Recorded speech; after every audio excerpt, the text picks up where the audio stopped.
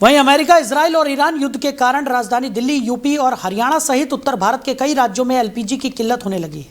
Gas cylinder भरवाने को लेकर मारामारी शुरू हो गई है। दिल्ली, मध्य प्रदेश, महाराष्ट्र, उत्तर प्रदेश और राजस्थान समेत कई राज्यों में कमर्शियल गैस सिलेंडर की सप्लाई पर रोक से होटलों और रेस्टोरेंट्स में खाना नहीं बन पा रहा है।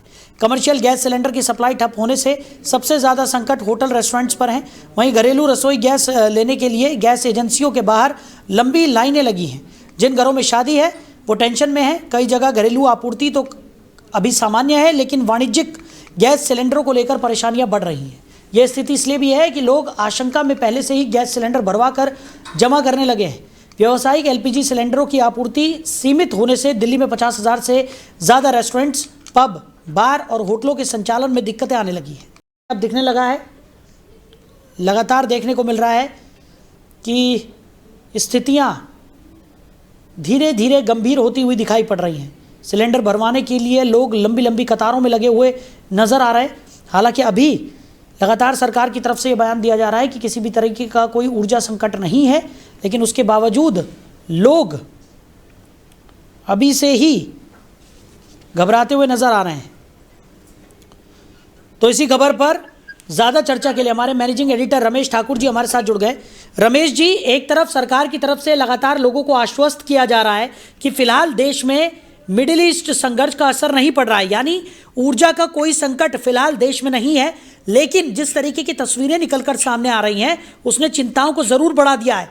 गैस एजेंसियों के बाहर लोगों की लंबी लंबी कतारें देखने को मिल रही है और कई जगहों से कालाबाजारी की भी खबरें निकलकर सामने आ रही हैं। देखिए, मुझे लगता है कि सरकार में जो मीटिंग्स हो रही थी वो मीटिंग खत्म हो गई है और उसमें ज्वाइंट एक स्टेटमेंट बाहर निकल के आया है। उसमें ये कहा गया है कि ऐसी कोई स्थिति नहीं है, चीजों को पैनिक नहीं किया जाना चाहिए। और उन्होंने कांग्रेस का नाम लिया है, विपक्षी पार्टियों का नाम लिया कि ये बिला वजह के इस मुद्दे को तूल दे रहे हैं, अफवाह फैला रहे हैं कि इस तरीके से एलपीजी जो हमारे यहाँ है वो उसको शॉर्टेज है। ऐसा है नहीं। उन्होंने क्लियर कर दिया है कि कमर्शियल सिलेंडरों में दिक्कत है, लेकिन जो घरेलू जितने भी सिलेंडर हैं बुकिंग का जो 25 दिन का उनको टाइम दिया गया वो जरूर थोड़ा सा बढ़ा दिया गया, बट सरकार ने किसी तरीके से स्वीकार नहीं किया है कि घरेलू सिलेंडर की भारत में कोई किसी तरीके की कमी है। होता क्या है, अगर इसके पैरेलल अगर हम इस तरीके की चीजों को अगर पुराने इतिहास के पन्ने अगर देखें तो उसमें कई मर्तबा इसे हुआ है। जैसे कभी ये होता है कि भाई नमक की शॉर्टेज होने वाली है और बाद में फिर डीएम एसडीएम को, बाहर शासन प्रशासन को, लोगों को बाहर आना पड़ता है और उनका ये स्पष्टीकरण देना पड़ता है कि नहीं, इस तरीके की कोई दिक्कत नहीं है।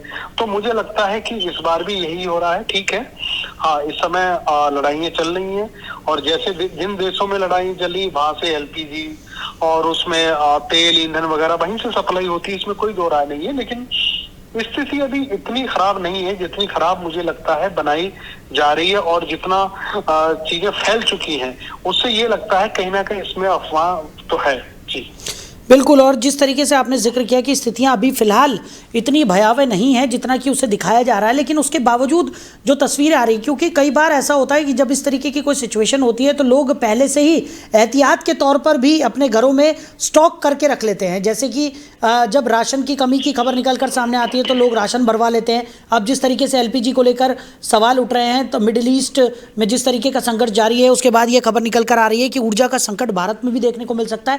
तो उसको लेकर कई लोग अपने घर में सिलेंडर्स का भी स्टॉक करते हुए नजर आ रहे हैं। ऐसे में स्थितियां गंभीर होने में वक्त नहीं लगेगा ज्यादा। नहीं, मुझे लगता है इन चीजों को समझना चाहिए देश की जनता को। और रही बात, देखो साहिल जी, ये तथ्यात्मक रूप में बिल्कुल सही है कि आज भी 75% जो जनसंख्या है वो गाँव में बसती है। उनके लिए अगर इस तरह की स्थिति आती है तो उनके पास चूल्हों की व्यवस्था भी है, लकड़ियों की व्यवस्था है, सारी व्यवस्था है। हाँ, शहरों में ये दिक्कतें हो सकती हैं, लेकिन मुझे लगता है ये अभी ऐसी स्थिति है नहीं जो कि एक व्यक्ति को 2-2, 4-4 सिलेंडर स्टॉक में रख ले। क्योंकि अब तो अधिकतर है क्या, एलपीजी जो घरेलू है वो तो लाइन सिस्टम से हुई है, सप्लाई सारी लाइन से हो रही, सबके घरों में लगी हुई है। सिलेंडर तो मेरे ख्याल से उसकी व्यवस्था ही काफी कम हो चुकी है। तो ऐसे में देखो सरकार का बाहर आके और इसके लिए कि नहीं स्थिति भयावह है नहीं जितनी बनाई जा रही है, क्योंकि इसमें कहीं ना कहीं ये लगता है कि अपोजिशन गलत रोल इसमें प्ले कर रहा है। ठीक, वो अपने लोगों को कह रहा, कोई कह रहा कि कंडे की व्यवस्था करो, कोई कहता है कि सिलेंडर इकट्ठा कर लो, और सरकार के ऊपर आरोप प्रत्यारोप कर रहा है। मैं इस पे सिर्फ और सिर्फ यही कहना चाहूंगा कि ऐसे मौके में, ऐसी स्थिति में हम सबको एक हो जाना चाहिए।